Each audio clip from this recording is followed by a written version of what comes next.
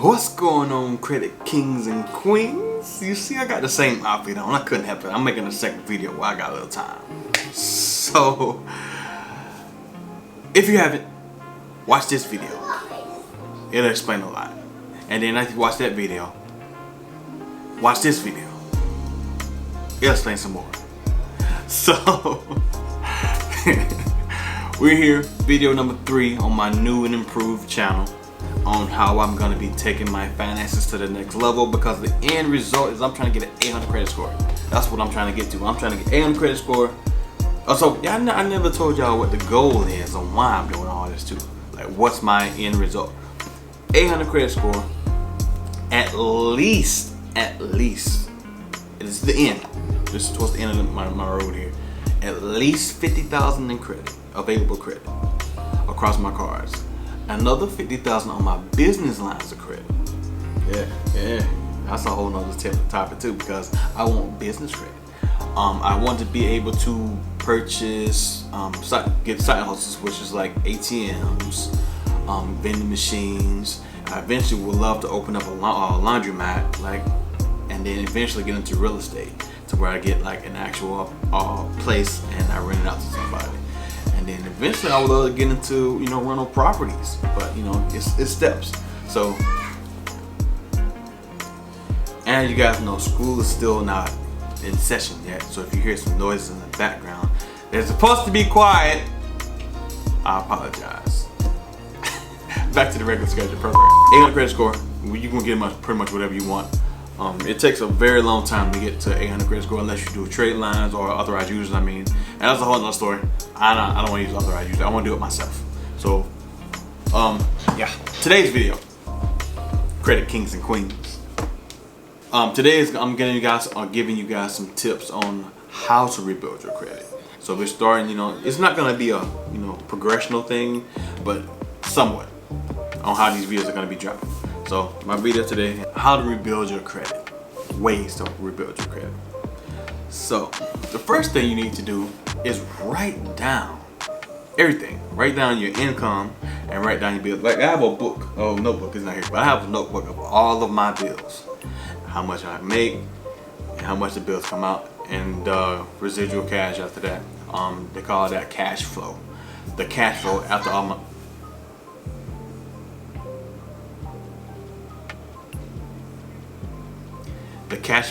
my bills are paid. Doing that will actually show you guys exactly how, you'll be surprised like how much you're spending, how much you have left over, how you need to allocate funds, to groceries and gas. Like, I get it, especially when you're with the kids being home and everything. They eat a lot more, so you gotta allocate funds to the side for that. All the little miscellaneous stuff, like your Apple payments for like your Apple Music and all that stuff. If you got satellite radio like I do, because I don't listen to peasant radio, you know what I'm saying? I don't ever pay full price for satellite. Yeah, listen, you paying full satellite price for satellite radio, you're tripping. They always got deals. And tell them you're gonna leave, they drop it out like 5. They got promotions. They always say they don't have none. I'm just asking around. Last time I paid full price was one time in 2017. Ever since then, I've been paying like $5-6 a month, if that. So one time I got it free for a whole year. So satellite radio, look into that. But that's a whole nother subject. Anyway, write down everything and then show you how much you got left over. Now, the best way to do that is when you're first starting out, you're not gonna have a lot of left over, because you gotta allocate, split your bills up into your each paycheck too. A lot of people don't, they want to put everything on one check and then spend whatever you got on the second one. If you split it up, you have a little bit more money in each check. So the way I do it, I have like, perfect because over here I got my stuff written down on the wall. I got my rent, my light bill, and my gas bill, and any collection that I'm trying to pay right now on that first bill, on my first paycheck. My second paycheck, I have my car note, my phone, my Capital One payment, which is another collection that I have. Sold it for $6. I can't do all this, but I got everything written down, and I can see it whenever I need to wake up in the morning and look at it. It's right there. That's the best way to learn how to.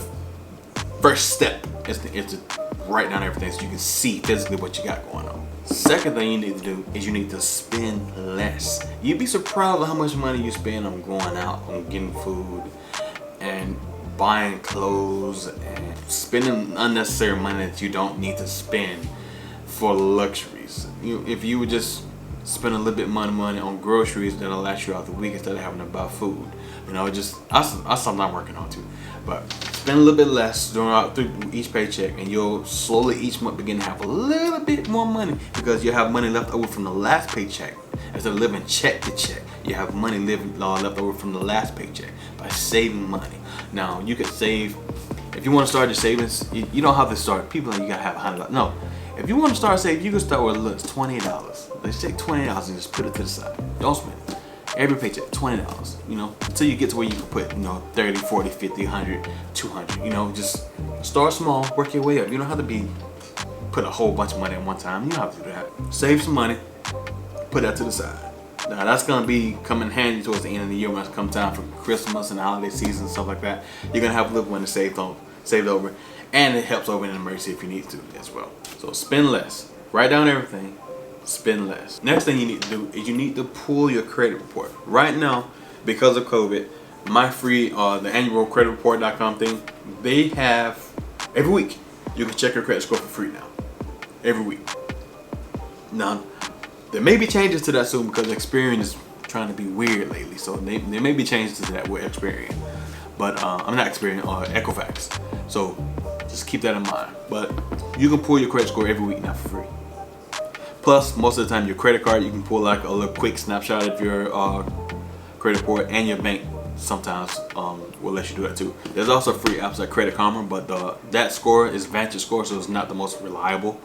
But there's always ways to find your credit score for free. Pull it, see what you got on it. You see anything that don't belong to you, dispute it. Ask for, you know, verification on all the collection that you have. If they can't verify it, they have to remove it. So just check your credit report, make sure everything's accurate. If you see inaccuracies on how much your balance is, dispute it, have them updated, because that can help your score as well.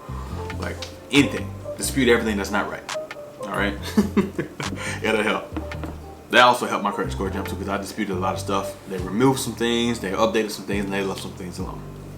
It also kind of hurt me too, because now I gotta pay this credit card. I gotta pay these collections. But I'm working on that too. That could be another video that I'm trying not to pay this stuff if I don't have to. So we're gonna see. Another video. I just gave y'all the next thing I was gonna say anyway. Dispute and get some help.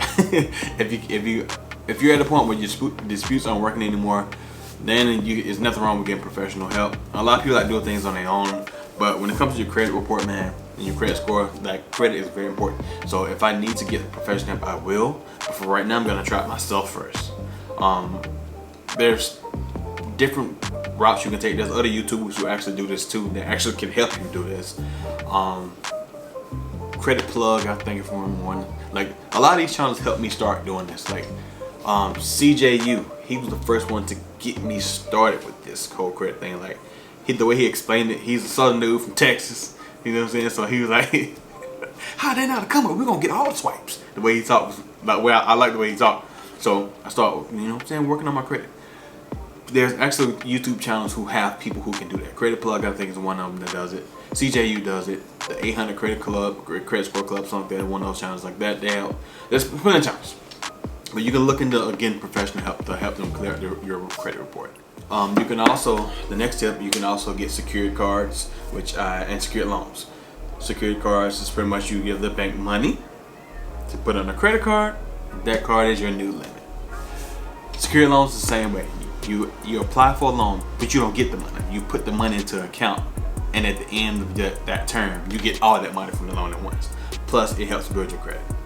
So if you need immediate money, secured loan is not the way to go.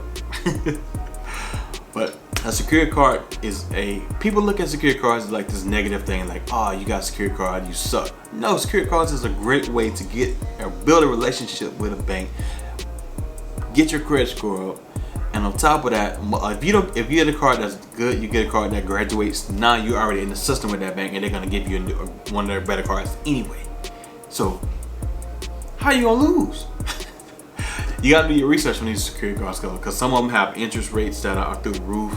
Others charge you interest on every purchase that you make. Yeah, I'm gonna do a video on this one too.